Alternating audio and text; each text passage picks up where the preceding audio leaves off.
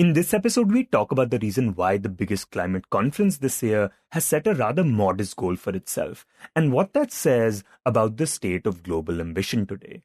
We also talk about the proposal to dismantle an iconic sporting venue in the capital in order to build a sports city. But first, we talk about Bihar, which completes its final phase of polling today. Hi, I'm Shashank Bhargava, and you're listening to Three Things, the Indian Express news show. For years, Bihar, one of India's most populous states, has fared poorly on several developmental and economic indicators, leading many to call it a basket case. Yeah, it's actually a term that has been used for different countries globally, Bangladesh or, at different points, That's the Indian Express's Udit Misra, who writes on the economy for the paper. And the idea is essentially when you look at an economy which has stayed in a poor state for a considerably long period, the notion is that we've made many changes, but it somehow doesn't seem to work. And that's when it starts getting designated as a basket case. And this seems to be the case with Bihar as well, which has had Nitish Kumar at the helm for nearly 20 years now. But what's interesting is that many argue that this is actually an unfair portrayal of the state, that it overlooks the economic resurgence Bihar has seen in recent years. So, as Bihar votes today in the second and final phase, we speak to Udit about the state of Bihar's economy. Udit, you wrote about this in your recent piece. Tell us, how did you go about doing this? How did you go about assessing how Bihar is doing economically? Yes, so when I started looking at this data, there is obviously an understanding that Bihar is one of the poorest states. And actually, the problem with looking just purely at data is that often, say for crime statistics, if you don't even record crime statistics, right? If the FIR is not registered, it may not show up. So Bihar is one of those places where even data has to be parsed through very carefully because you don't know what is the interpretation. So the thing with Bihar, both from data and otherwise, anecdotal evidence or your own visits, like you don't need any data to tell you that public hygiene will not really rank very high. But when I looked at it, this part is already well known. And yet at the same time, as it happens with many data points, when you start with a low base, you can show very high growth rates. Right. So you have to be also aware of that if you look at a smaller economy or a smaller achievement in the past, and then you look at it over the last 1 year, 5 years, it may give an impression it's growing really well. It's the best in India, just looking at growth rates. Right. If you were getting 1 out of 10 in a test and now you've got 2 out of 10, that means you've registered 100% growth.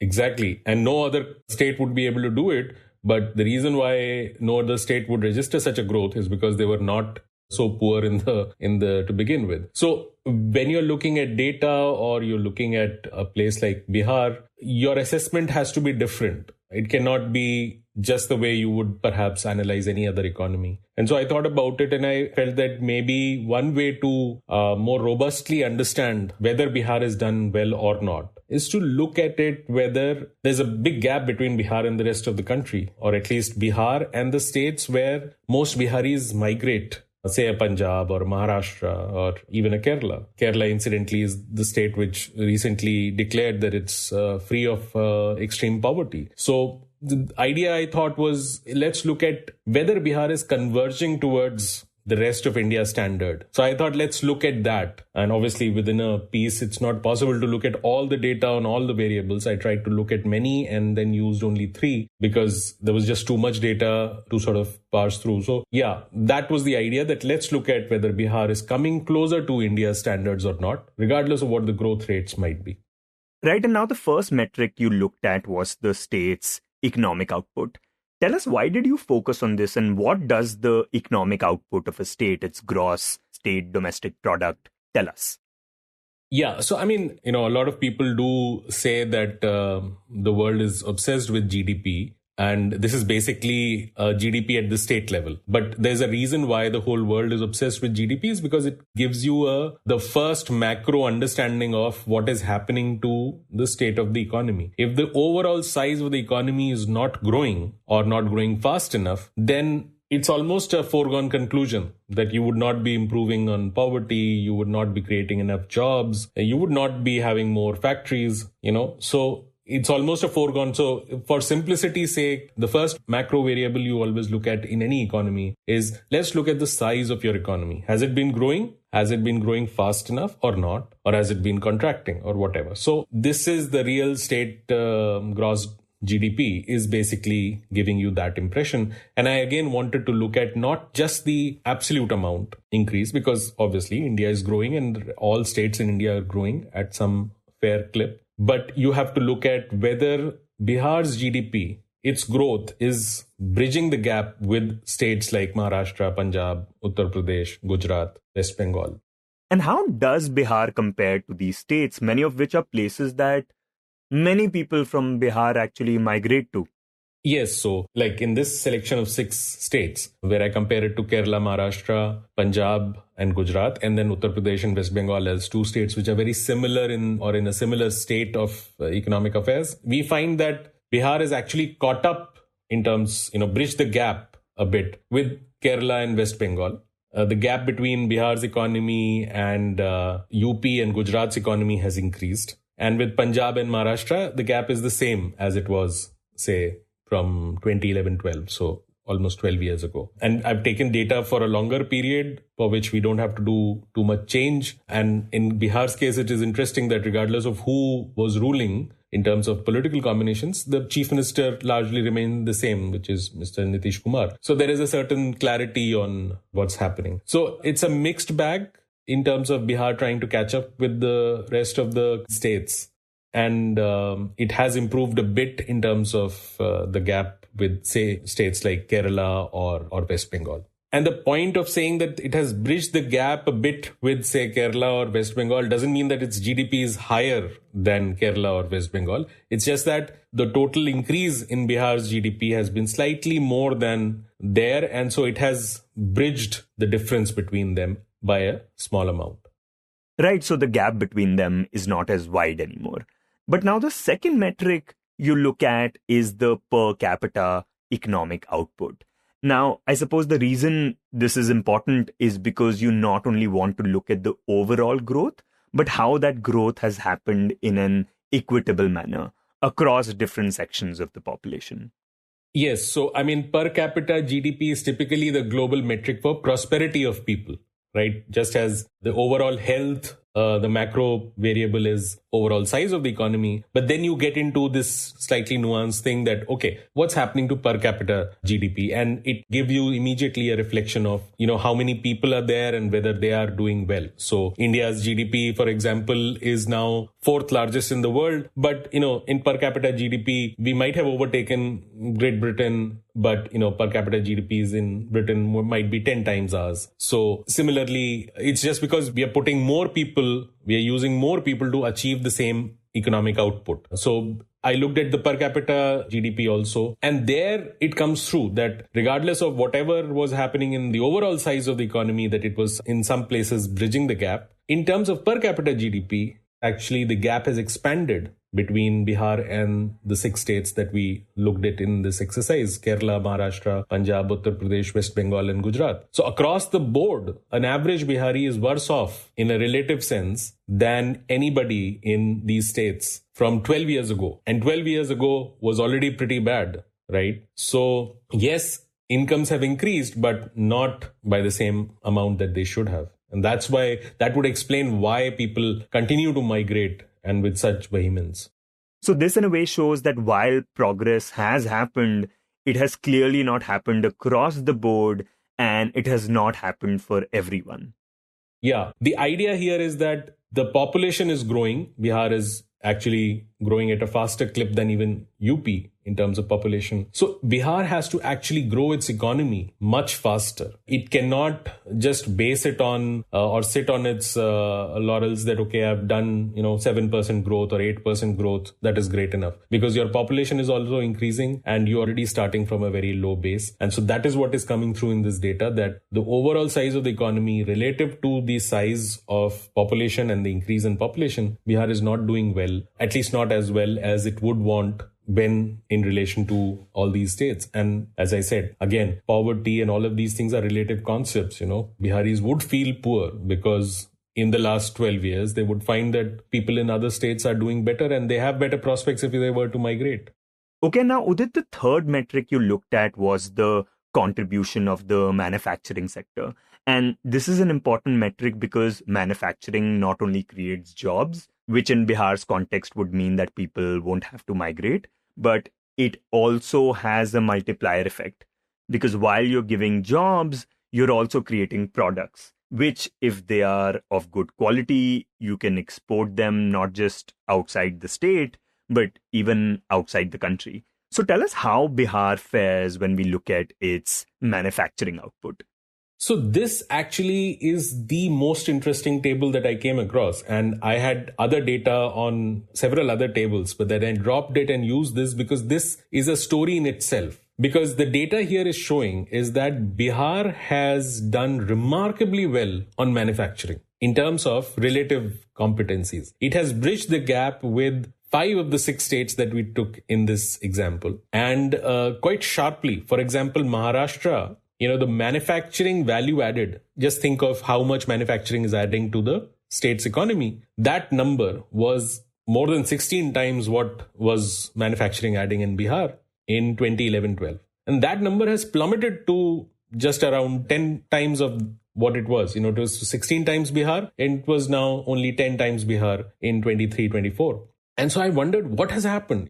How can Bihar be doing so well on manufacturing and yet not growing per capita incomes, not growing the size of the economy? And Maharashtra, where Biharis typically migrate, not doing so well. And there I found is that it's not so much the fact that Bihar has done so remarkably on manufacturing, because it would have shown up in other metrics like wage rates and per capita incomes. What I found is that then pointed to a larger manufacturing slowdown in the rest of the country. For example, Maharashtra, the manufacturing sector's contribution to GDP in that state has stagnated. So in 23-24, that amount was the same what it was in way back in 2016-17. So it basically showed that the rest of the country, because of manufacturing struggling in the rest of the country, the gap between Bihar's manufacturing and the rest of the country's manufacturing has closed down. But it's not because Bihar is coming up, it's because the rest of the country is stagnated. And so this is the most important chart to my mind, because it's not just telling the state of Bihar's economy, but it's also telling a state of India's manufacturing, that we are in such a poor state on manufacturing that Bihar seems to be improving, when everybody knows, any visit to Bihar will tell you that manufacturing really has not done so remarkably in Bihar.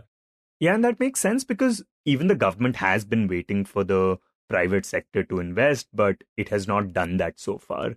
And I think somewhere it realizes that people right now don't have that kind of spending power. So why open a new plant? Why open a new factory when you know that people are not going to buy your products?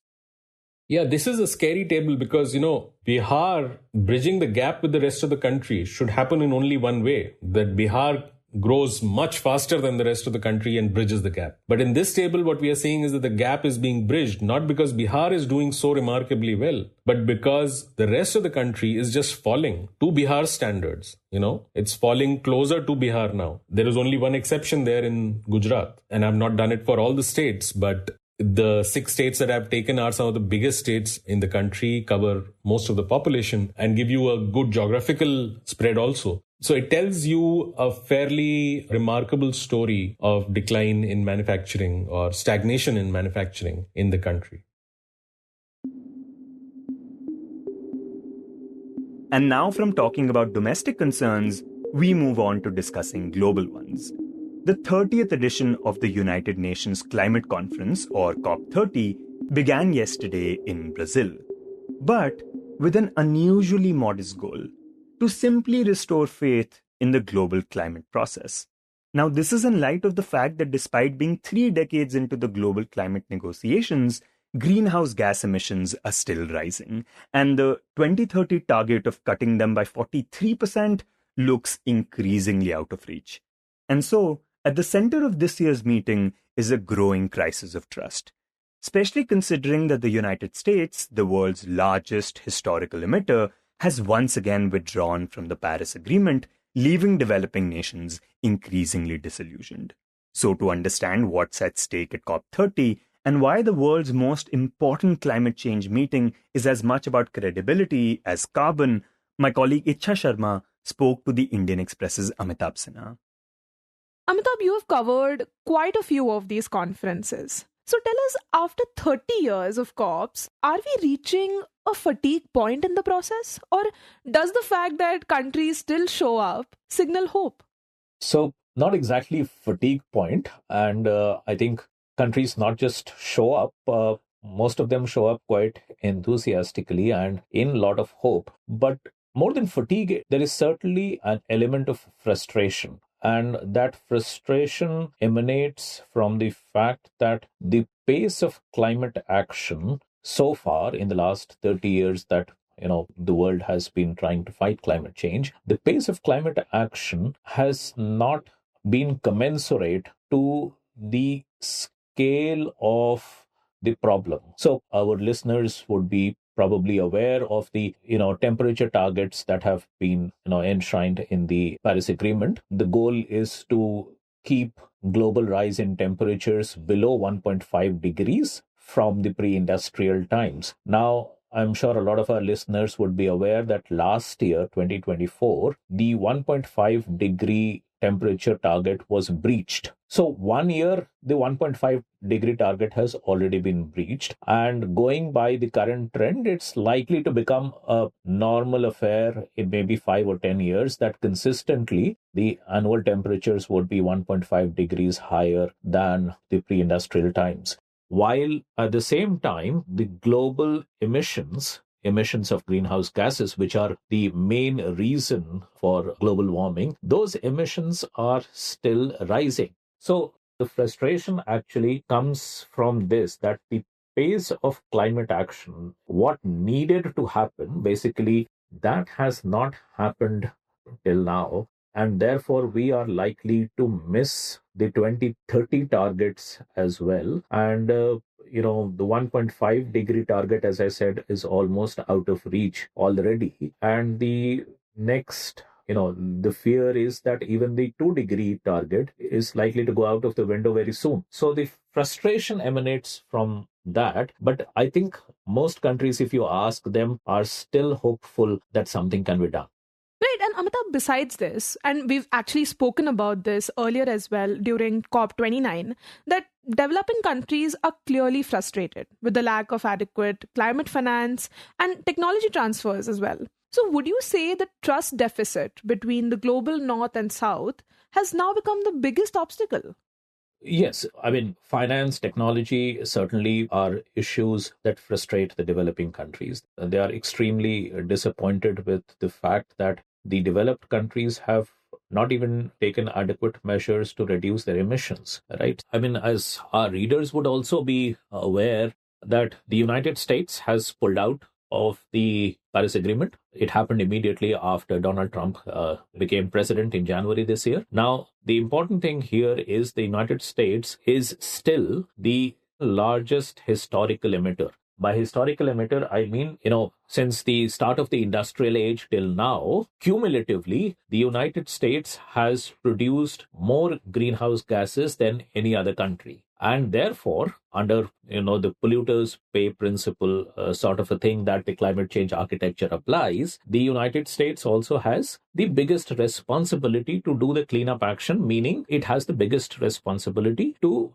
one, mitigate its emissions, reduce its emissions, and two, also provide finance and technology. So the United States is a key player here, and it has just abdicated its responsibility by having moved out of the Paris Agreement. So the way the international climate architecture is designed, it puts a higher degree of responsibility on the developed countries to reduce their emissions, to provide money, and to provide technology to the developing countries to help them fight climate change. So the primary responsibility has been put on the developed nations because it was the emissions from the developed nations which has caused the problem of the climate change, to put it very simply. So the primary responsibility has been on the developed nations, and that has not been fulfilled. The developed countries have been found wanting not just in mitigation, in emissions reductions, but also in providing finance and technology. And that, we saw at COP29 last year, there was a major fracas also towards the end of the conference in Baku, Azerbaijan last year.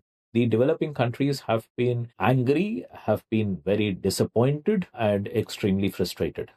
Right. And so considering this, how has India positioned itself this year? So India's position has been in line with what the developing countries' arguments have been. Basically saying that, look, primarily it is the job of the developed nations to reduce their emissions. It is the responsibility of the developed nations to put money and technology on the table. And none of these have happened in adequate amounts. So the position of India consistently has been to urge the developed nations to do their bit, while the developing countries would continue with whatever they can. And India has been putting forward its own work in terms of, improving its energy efficiency in deployment of renewable energy, or in terms of creating additional carbon sinks through, expansion of forest and tree cover. So those examples India puts forward in terms of, arguing that while developing countries, and India included, they have been doing whatever they can, the developed nations have always been found short of, fulfilling their responsibilities, which have been given to them under the Paris Agreement, under the UN Framework Convention on Climate Change. Right. And lastly, Amitabh, you write about how Brazil has framed COP30's focus around implementation and not new pledges. So could you talk a bit about what this actually means and what can be expected?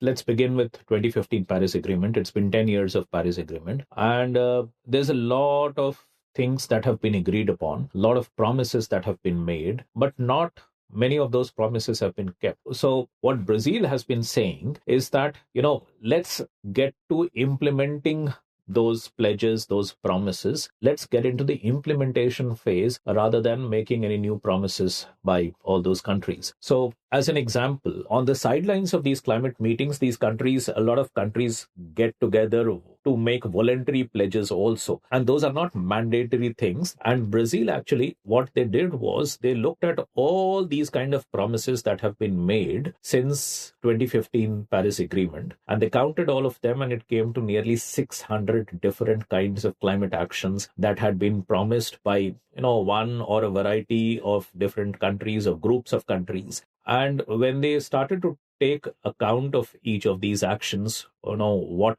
ultimately was the fate of whether these actions were implemented or at least put in process, they realized that 300 of those about 600 actions could not even be traced. Nobody knew what happened to them. And there was no points person even to go and ask about those actions. Those simply disappeared in thin air. And of those 300 that survived, that are still apparently under they continue to exist, nothing much has happened on those action points as well. So what Brazil has been saying is, look, we'll just try to compile each of these 300 or so remaining action points that were announced in the last 10 years. And we'll ask all the countries to actually expedite and start working on these, start implementing those action points. And hopefully, the momentum will be built. So one of their major objectives from COP30 is to ignite the implementation phase, expedite all the actions that are pending instead of going in for new, more headline grabbing new actions.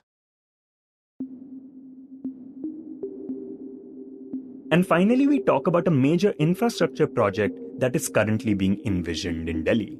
It turns out that the iconic Jawaharlal Nehru Stadium at the heart of the capital will soon be dismantled to pave way for a sports city. Here's the Indian Express's Pritish Raj, who reported on the story for the paper.